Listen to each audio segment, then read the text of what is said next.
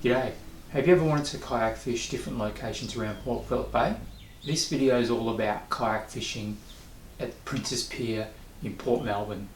So if you want to know how to fish Princes Pier, stay tuned to this video. We're going to cover where to fish, where to park, what species are in the water, most importantly how to launch your kayak and where to launch it from, how to collect bait when you're in the area, the types of fish that are in the area and what you should expect to encounter, and what's the best rigs to use around the area. And we're going to also talk about the soft plastics that can be used up along those pylons. So if this interests you, stick around.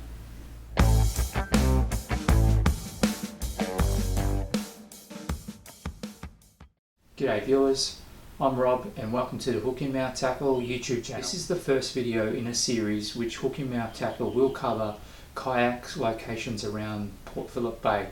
So if you'd like to fish different spots around Port Phillip Bay, make sure you hit the subscribe button so you don't miss the next location. Stay tuned to the end of this video as we'll be revealing the next spot that we're going to explore. Throughout this video series we'll be covering a number of spots, hotspots, so you can get out on your kayak and catch more fish.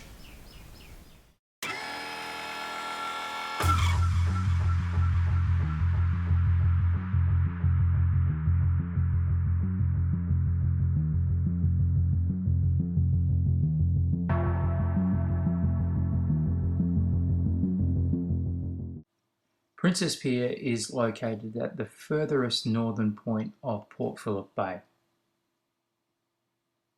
The boulevard is a great place to park, and to my knowledge there are no parking fees associated to parking in this area. As you can see here, the boulevard is great for parking kayaks with trailers. In terms of access, you will need a set of wheels to get across the little sand trail here. Once you're across the sand trail, you can dash across the grass. Then you'll come across a paved area, and then it's onto the beach. You can use any part of the beach here to launch from. The sand is pretty firm underfoot, so it's pretty good for a launching position. Any tide is good to launch from here, whether it be high or low.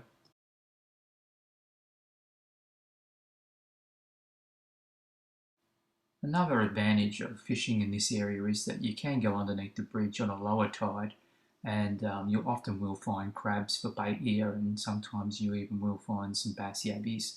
So it's a good idea before you get out in the water to come pump some fresh bait or find yourself some fresh bait. There's a number of species that frequent the area, however most anglers will target pinkies up along the pylons.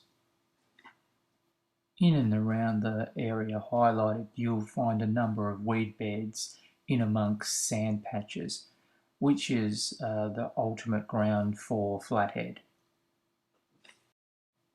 Flathead can be caught in large numbers in this area and also in good size.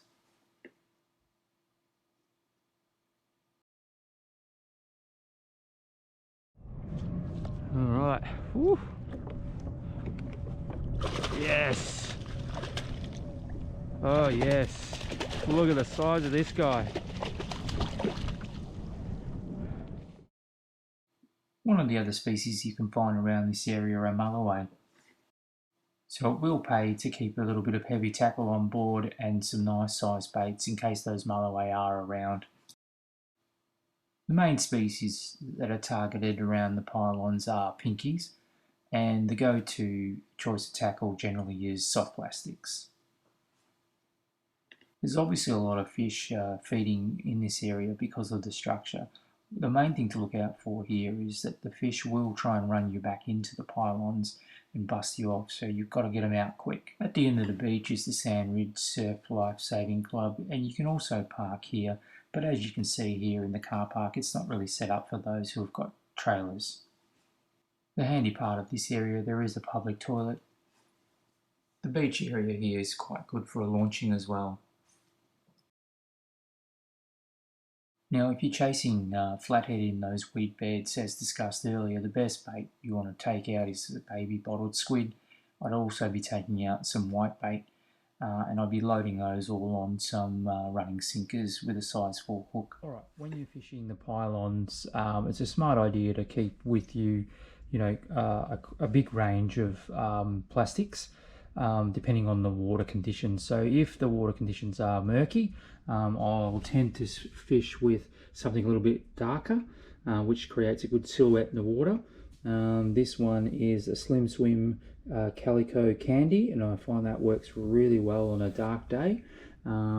Also on a dark day, you might want to try the turtleback worms in the pumpkin seed. Both of those will get the job done when the water's dirty. When the water's clear, you want to use a clear type of plastic. I love the motor oil the most out of all the plastics that I use. If you have seen my other videos, you'll know that. And this is the 2.5 inch Slim Swim. And when all else fails, go for something bright. So in this case, I've got the nuclear chicken, and that is really good when these other ones are not working. That's when I go into the bright sort of plastics. Now, when you use the Z-Mans, they're quite a dry plastic. So you might want to use the scent, and this is a Pro Cure scent, which works really well in the sardine pilchard. However, with the Gulp plastics, they're already scented and they've already come in their own juice. The only issue with those is that they dry out once you've used them, so you can only use them once, where you can get a couple of uses out of the Z-Mans. That's what I find the biggest difference between the two, but any of these will get the job done.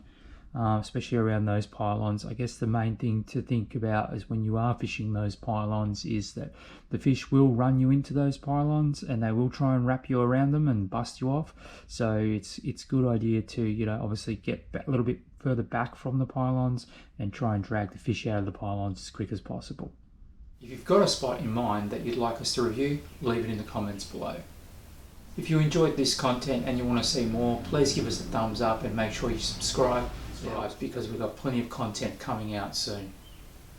The next location that we're going to review is Point Wilson.